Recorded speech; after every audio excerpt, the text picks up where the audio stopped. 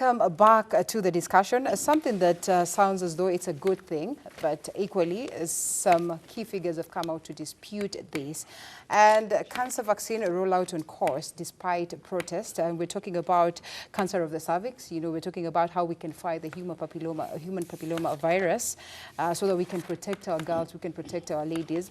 We all know that the World Health Organization recommends that there is importance of us or our girls getting, you know, vaccination and screening at a very tender age. And it's not just when we come to that level of screening, if you're very old, then it should be on a yearly basis, but not the case that, of course, happens right here in the country. And even as the government has planned out to roll this vaccinating program that is set for 10-year-old girls in a bid to build or to beat the deadly scourge. And many people would look at it as a positive thing. But why is it then that the Catholic Doctors Fraternity is coming out to dispute this? Is what we're going to be discussing, the essence of this. Before we came, at that time we were on the break, a doctor was saying if only we could get, you know, an answer to all the, or maybe vaccination for all the cancers. So that's a clear indication there is need for this. So we cross over to this candid discussion, of course, from what we've been discussing on the standstill of the revenue bill. And I'll loop in Doctor first, just to give us his sentiments on this. We have had this candid discussion sometimes last week with one of the government, you know, officials addressing the fact that, yes, the likelihood that this rollout is going to be there, but probably people would argue that maybe there's not been proper participation, hence the dispute that we're witnessing today from Dr. Stephen Karanja, who's representing the Catholic Doctors Association. He's actually the chair right there, so he must be speaking on behalf of this entire team. Why do we witness this when we look at this as something that has come in to bring a sigh of relief, knowing very well how much the cases have raised of the cases of cervical cancer? We're standing at, you know, we're looking at a disease that claims about 3,000 lives a year. I mean, wouldn't it be a good thing for us to get this vaccination? It's a good thing, and anyone who is actually opposing it should actually tell us, give us a scientific explanation on the basis why is he opposing. And when we talk of maybe the Catholic Church, we need a Catholic, a Pope representative to Kenya saying it, because I've been a lecturer. But if I say, if someone from Narok like me says that, as lecturers we have said this, I'm not the representative of all the lecturers. Maybe when the VC of where I teach says something, he represents all of us. So we need the Pope representative to actually tell us the reason why he's opposing this. He's the chair of the Catholic Doctors Association, so he's probably... But he's not representing the Pope. Okay, well, all right. So that's now a different case. This is actually a recommendation, you know, worldly, World Health Organization, yeah? And then again, I don't like that because it causes panic. Because if we had someone with an authority, let's say someone from KEMRI. KEMRI are doing a very good research, Kenya Medical Research Institute. They have the authority to tell us that now. We have tried this with CDC, American researchers, or US Army, British, American Army have done this and found that as a good researcher, it was done this way in Britain, Which Republic, Africa, South Africa, and these are the net effects. Let's not go that way. But just coming up like that and saying that because I'm a doctor, let me refute this. It is it's not adding any value because I know lives will be saved. All of us know about polio. When you got the vaccine on polio, not everybody accepted. Yeah. It was thought it was a highly biological disputed, yes. warfare. But now, at the end of the day, you realize that polio is almost extinct. Okay. Very few cases. Right. Even and everybody has that mark of polio. Now, if we get another mark for cancer, let's say all the cancers, everybody was vaccinated, and now cancer is coming to an end. It will be a breakthrough to the humanity. Right. So I go by the fact that we need an authority to tell us that there is a problem on this vaccine. Without that, let's go for the vaccine. Let's help our young girls. Okay, which is equally a pertinent point because it's one of the cancers that continues to wipe out women. Annually, we normally have 300,000 women who fall prey to the disease, and by 2040, that is in about 21 years' time, then 460,000 women will be dying of cervical cancer every day, according to the UN, if the current situation is not remedied. Now, Shafi, coming to you then, and looking at the general sense of what's happening in the country, we also have cases of colorectal cancer, which, of course, led to the demise of Kibra Member of Parliament, Ken Okoth. We have blood leukemia for the case of the late Safaricom Chief Executive Officer, Bob Collymore, and the whole essence of the different types of cancers, including breast cancer. What is the government's approach here in terms of intertwining itself with global organizations to ensure that it does create healthy public for the generations to move on, and that literally translates to a healthy economy, which brings about a boom in our growth? Okay, cancer to me is a disaster already. And the problem with our government is the health centers we have in the country are lacking most of the facilities. Facilities like, mostly they have only radiotherapy.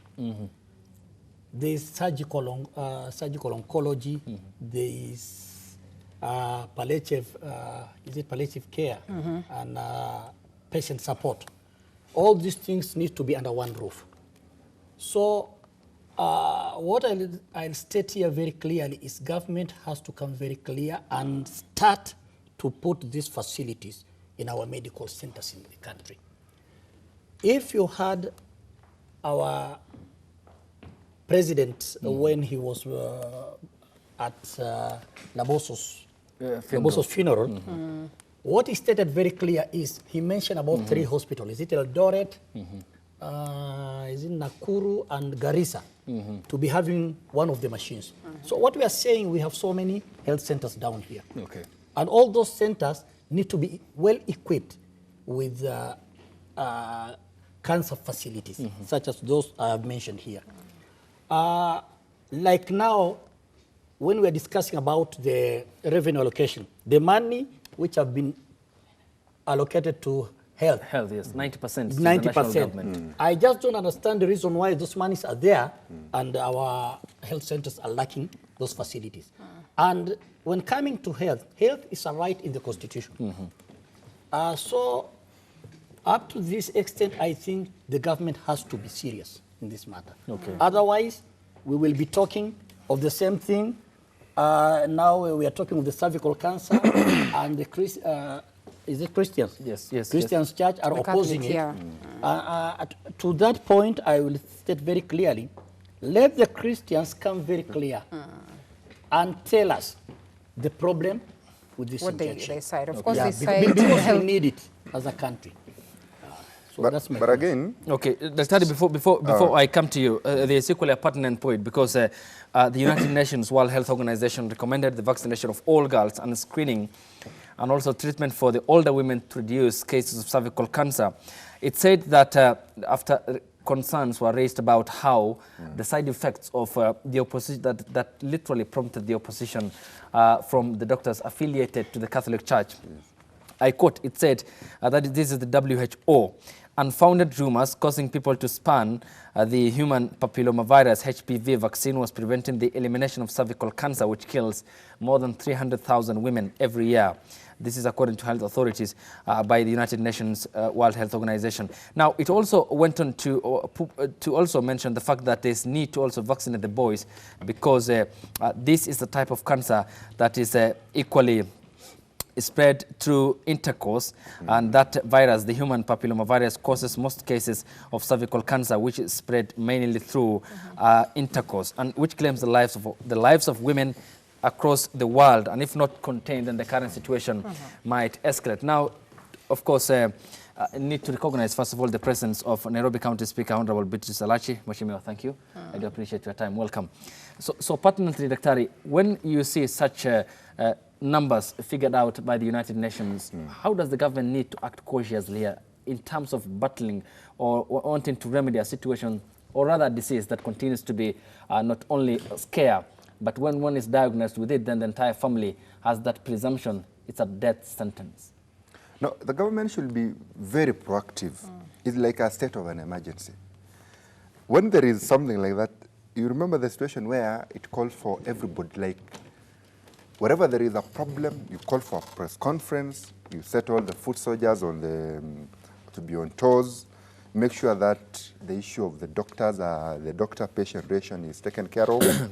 Because we cannot be just sitting there saying that, you know, the reason why cancer is being now taken seriously is because it has gone to those, it doesn't Prominency? choose. It doesn't choose. It's because of the prominency?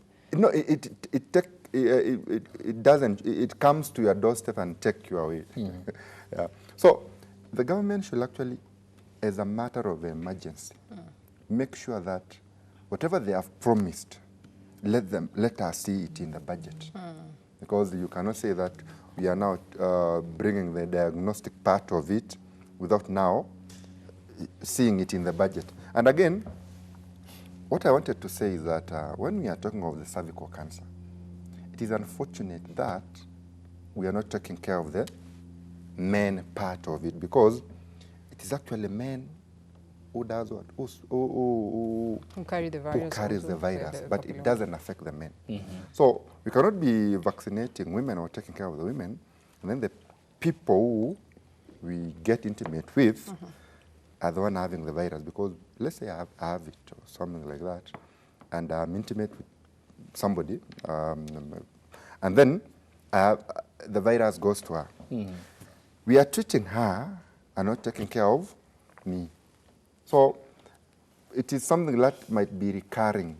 You might be doing it. So let there be research. I want to see the researchers saying that. Well, it's work in progress. I would come in to defend that, not really on behalf of the government, because we've had this discussion earlier on with some of the officials that are on ground trying to see this work. So they've said that this is work in progress, and you know, she put out a very proper explanation as to that. You can always grab, you know, the information much more on our YouTube pages on that one. But that aside, I think it's important that we loop in Mheshimiwa, because this is something that involves the girls, something that we hold so dear, on the question of, you know, trying to fight cervical cancer.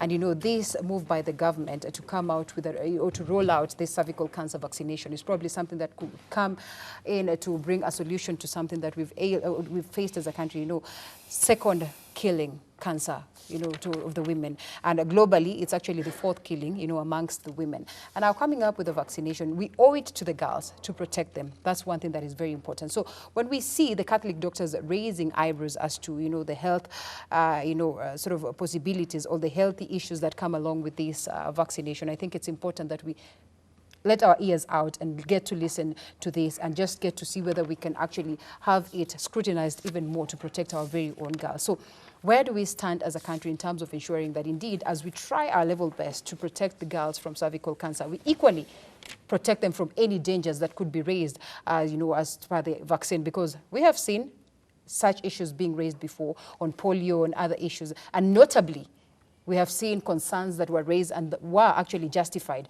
that indeed something was amiss with the polio vaccination that needed to be fixed. Well, yes, first of all, I would say that I think for me, when I look at cancer and look at how families go through agony in terms of, first of all, just know that family will end up being, that the resources they have, the little resources they have, will end up into trying to look for all ways of treatment, and in the end, you will always be glaring at the end process that if we are not careful, we are going to lose the patient and all that. But I think even if the government comes in and puts in all these facilities, and for us as a nation, do not ask ourselves, what is the root cause of the cancer itself? Because years back, it was there, but it was very mild. I mean, it was a disease where very rare. But today, because of the way we ourselves we've endangered ourselves with this corruption we talk about, in terms of your own fertilizers, your own seedlings, because of just deciding I would want to do business, and therefore I'll do business the wrong way as many. So it is an effect of many years of evil things we have done, businessmen have done with government, that has arrived to now today, where we have a lot of, when you look at our maize, we have a challenge with it. Aflatoxins. When you look at our milk, the same. sugar. When you look at sugar, the same. So it is something as a country we are now reaping, and those who are suffering are very people who did not know. And the few who did it are there now seated looking at how people are suffering. So we must go back to that. We must go back now to ask ourselves, how do we improve the medics to understand also how to handle palliative care in a better way? And how do we come in now and get doctors who understand to diagnose? Because that's another challenge. You find a doctor will treat you for 9 months, a different disease, or decide you have cancer and you don't have. Okay. So you're put on chemo, but when you go somewhere else for the second, third opinion, you're told no. You didn't have cancer, but you've been on chemo, which will be an effect again on you. So there are many challenges that the government has to relook, and the country has to accept to work with government to see that how do we now prevent than cure. For me, I think the prevention is very critical. We tell our people, let us relook at how we do our food and all that, and then we move. The other thing now we have to ask, I'm a Catholic. The Catholic have raised issues. I think the best they can come out also to help the country is to say, this is what we feel is in the vaccine. But when you raise it and leave it, you know, people who are right now very worried won't listen, because everyone will want to prevent herself from the disease. So for them to help Kenya is come out and tell Kenyans, we have a problem with the vaccine because we feel there is maybe one of the mixing of the medication has something that can create an effect to your body on this. That way you'll help. But now, as my colleagues have said, it's a disaster. No Kenyan will listen to that story. They will be looking for the vaccine. Where are we getting the vaccine? We are talking with Linda on that story. As they would say, we're actually talking about, as they would put it, they say STDs are a disease of behavior. When people of whatever age respect sexual discipline, chastity, abstinence, and faithfulness in marriage and the likes, then they would not be able to subject themselves to this danger. So it's and 99% is attributed to, by the way, sexual behavior. Sexual behavior. Yes, it's true. So I think when God realized we have gotten the vaccine of HIV, and he wanted us to come out of this immorality, he said, these Kenyans are still, because in the region, you find it is Kenya that is very high in cancer, which is very sad. When you go to India, the same.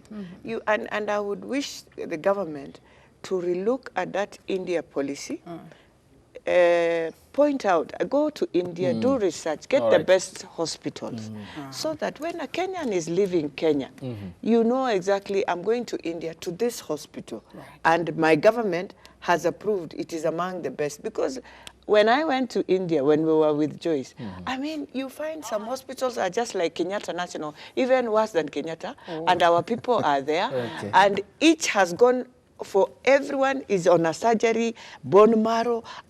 Until I asked myself, where did this disease come from in our country?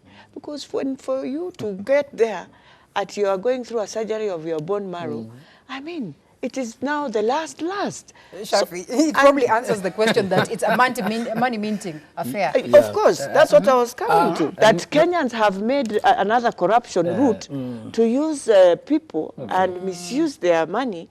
And you go and you are told, go to this hospital, you'll find this doctor, but they know there's my cut that other side. Then when you're coming back on a KQ from Mumbai, 80% are patients coming back home. 20% are the only ones who believe can stay for 5 years.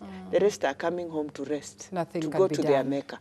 I mean, I just said, and even a desk. I am hoping the government of Kenya can put a desk to those airports where when you arrive as a Kenyan going there, you can just go there and ask a few questions. They can tell you the prices, because also some of them are manipulating the price, and because you are desperate, you're thinking, Kenya was more expensive.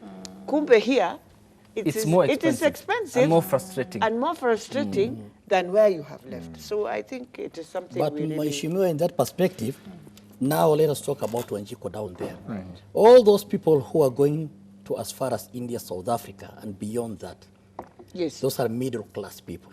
True, true. Somebody down there, the grassroots, has no money. He or she has cancer. Then whatever we are seeing right now in our health center, we are lacking most of those facilities. True. So it is good, to your point, to state that very clearly, that the Christians who are Catholics, opposing yes. Yes, for the this Catholics, thing yes. has to Doctors. come and work with government. Yeah. As well as the government needs to also change the way it works. It has also to come and work with the people down here so that they can understand the problem of those people. Those people cannot board a plane. You've seen my Honorable Ken Yes. went to Paris. I know. You've seen Loboso was outside. But Shafi and somebody who is down there cannot afford. So something has to be done in our country in respect of cancer. Okay. And Right, we number have a two, caller. then- Let's pick a call first. Let's I pick a have an call, answer Dr. for that. before Yes, we okay, loop you you in. Let's respond just to pick this phone pick call it up, first. Linda. Good morning. Good morning to you, panel today. Yes, that should be Benedict. Yes, Benedict. Mambo. Let's get to hear your sentiments. Now, mimi nashindwa, kila mtu anaongea vizuri, but now tunasahau kitu moja. It's true, cancer inaumiza watu wengi, na saizi mostly leaders ndio inaumia. Sasa hiyo ndio maana unaona is an issue. Hii kitu imeua au wananchi wa kawaida for quite long time. Let me tell you something. I have a cousin of mine mwenye alikuwa diagnosed na cancer. Na wakati tulienda hospitali, before ikuwe realize, ilituchukua muda mrefu ili akwe realize alipatikana na cancer. Na iligunduliwa Kenyatta National Hospital. And nakumbuka wakati alifanyiwe sijui inaitwa radiotherapy. Daktari alimwambia kitu moja. Ukitaka hii nini ifanyiwe na iishe, kuja hospitali ingine ama uende India, or na mimi nitakutibu. Trust me not, huyo daktari alimtibu na alimtibu hapa Kenya. So the fact is, tuangalie shida iko wapi na mahospitali yetu. Because something we have to know, Kenyatta National Hospital is one of the biggest hospitals in East Africa. Yet, Kenyatta National Hospital nakufa juu ya negligent.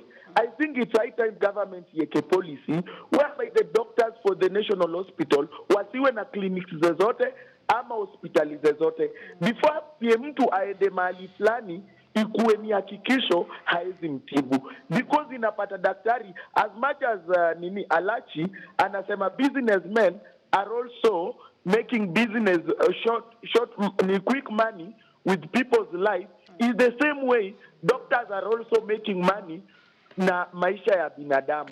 So I think we have to go down and look for the roots of the problem, and your maana tutaenda mbele. Thank you so much, Benedict. And I think looping you, Dr. in, something that that Mheshimiwa has brought about, very pertinent, and I think we need to dig deeper into that. That probably the facilities down there are not as good, from what has been painted. Yeah. And coming back to the country, the government has given us a lot of promises in terms of, setting up better facilities and centers across all the counties. I mean, this is not the first time that we're talking about it. We've been talking about it for ages. Can we really entrust our lives in the hands of the government as it stands?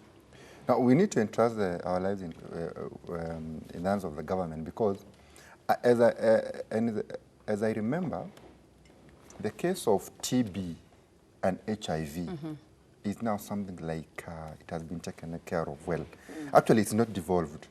If you go to the county hospitals, the referral hospitals, ARVs and the TB drug are free. If not free, very subsidized. So if the government now comes up with a policy such that these, not only cancer, maybe there are other complicated diseases.